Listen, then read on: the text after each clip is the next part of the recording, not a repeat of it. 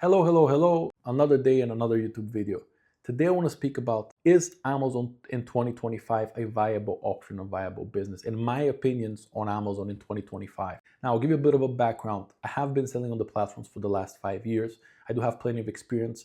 I am a seven-figure seller on the platform, and I also have a full-service Amazon agency, e-commerce, the city of e-commerce, where we work with over 20 clients that are all Amazon based. So you could say it's my in and out, it's my day to day, it's my bread and butter. In my opinion, Amazon in 2025, it's still the platform to be. It's still number one with sales, it's still number one with conversion, and it's the most trusted e-commerce platform in the world. And I cannot stress this enough. It's the most trusted platform in the world. Everyone who goes in is planning to buy. The conversion rate is insane.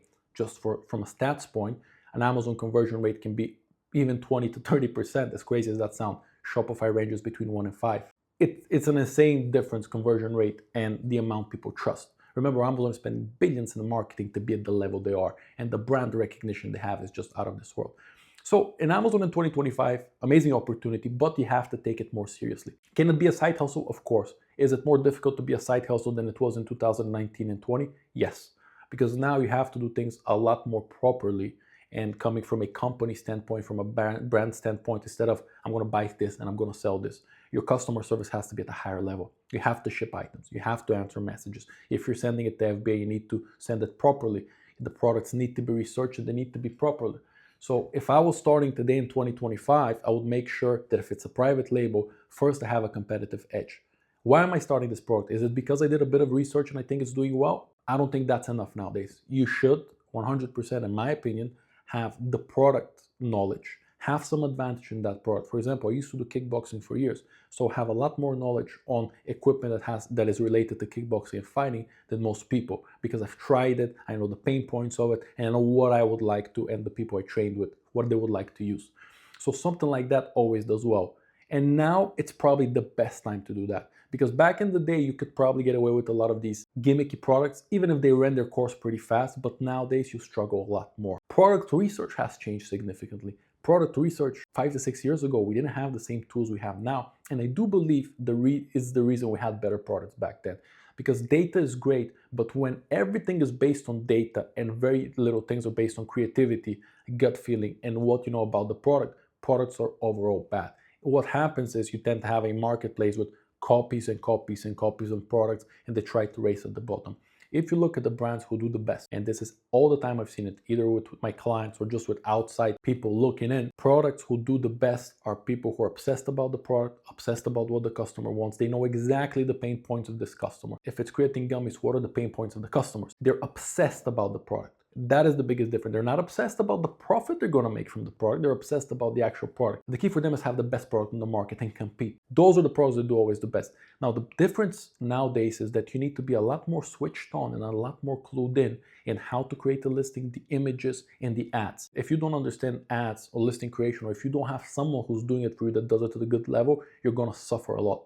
And even if it's a good product, it's not going to do as well. Like a good product with bad advertising and bad listings, it's going to do a lot worse than a good product with great advertising and good images. It's just a huge difference. It can be millions of pounds a year difference for the type of products. Because if you're not seen, if you're not converting well, it's just not going to work out that well for you. 2019, 2020, you could get away with less advertising, worse images.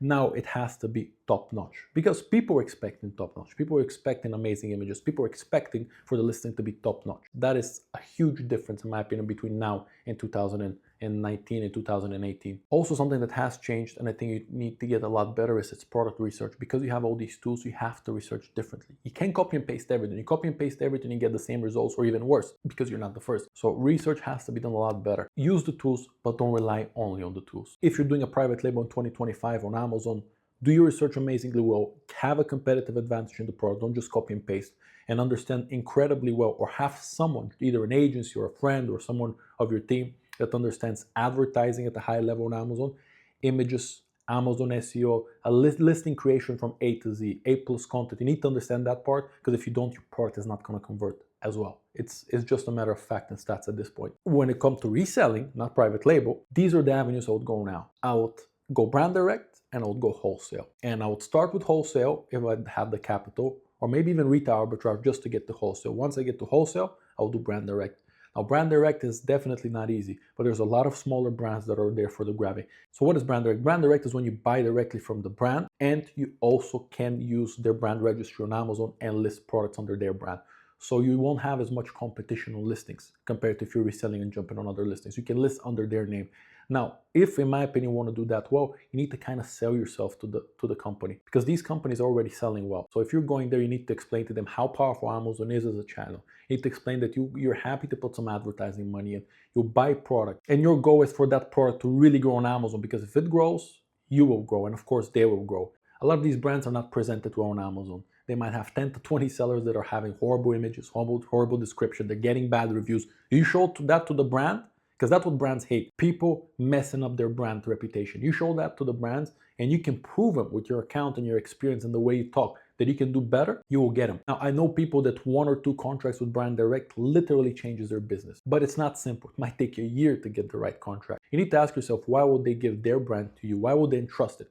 If you are able to answer those questions, that's a huge, huge difference. But brand direct is definitely something I will do in 2025 when it comes to Amazon. And wholesale, again, it's a great opportunity, but in a long-term thinking, and if you want to sell your business and you want to have a sellable asset and an actual good and profitable business, brand direct is by far, when it comes to reselling, the most valuable thing you can do right now. To finish with this video, 2025, amazing opportunity on Amazon. You just need to do it the right way. It takes a lot more work, it takes a lot more research, and you need to come with a business mindset of, I want to build this brand and I want to build it for the long term. It's not a fast money grab. It's not a quick rich scheme. Forget about what you hear in the courses. A lot of it is fake. There is a reason these people are selling courses and they're not selling on Amazon, because they can't really make a profit on Amazon. Now, there's plenty of people who still do, and the top guys are killing it. As with every industry, the top 5%, the top 1% do extremely well.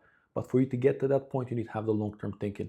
And in private label, as I said, have a competitive advantage, try to build the best product and be super obsessed of what the customer wants. If it's reselling, if you can get in brand direct, get the best brands and just make a portfolio of the best brands and just sell them. Bring value to the brands if you want really brand direct. You need to think more about what the brands want. Put yourself in your shoes. If you had a brand, what would you want from them? And try to provide the maximum value. It's all about the value you give with this type of businesses, any type of business, but especially if you're trying to get a brand direct, give them as much value as possible, even if sometimes it might cost you in the short term, but in the long term, it's about maintaining that relationship and having those products for a long time, because then you really have a competitive advantage. It's a worthy business. Hope you liked the video. These are my opinions on Amazon in 2025. To cut it short, amazing opportunity still. Do it the proper way. Have a good one.